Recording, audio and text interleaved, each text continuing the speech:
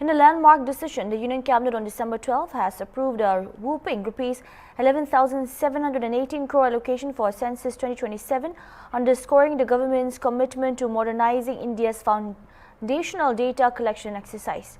This substantial investment will power the nation's first fully digital census, transforming age-old paperwork into seamless mobile and web-based processes. Union Minister Ashwini Vaishnav announced the approval, highlighting how it equips the country to capture precise demographic insights amid rapid urbanization and technological shifts. The funding covers everything from app development to nationwide digital infrastructure, ensuring no corner of India lags behind.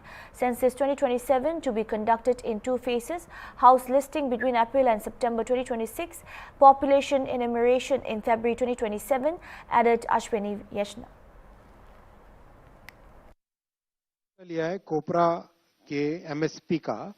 आप सब जानते हैं प्रधानमंत्री जी ने 2014 में जिम्मेदारी लेने के बाद से लगातार किसानों के लिए बड़े फैसले लिए हैं और एमएसपी को 50% ओवर द कॉस्ट, वो एक क्लियर प्रिंसिपल लेके चले, जो कि कई वर्षों से डिमांड थी और 2014 से पहले की सरकारों ने कभी इस पे कमिटमेंट नहीं दिया था।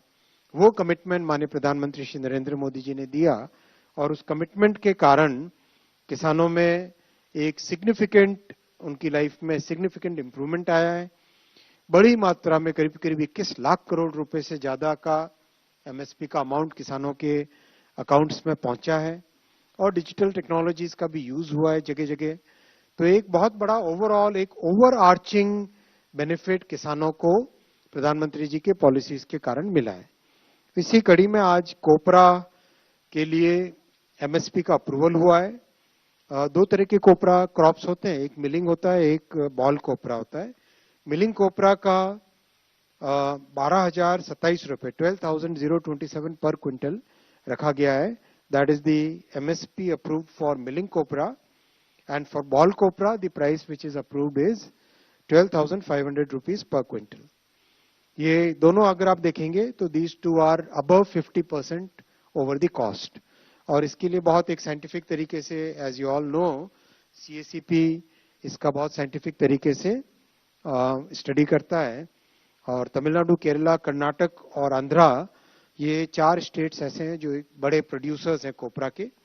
इन स्टेट्स में कोपरा का प्रोडक्शन बहुत होता है, तो यहाँ पर ये आज का फैसला बहुत इंपॉर्टेंट होगा।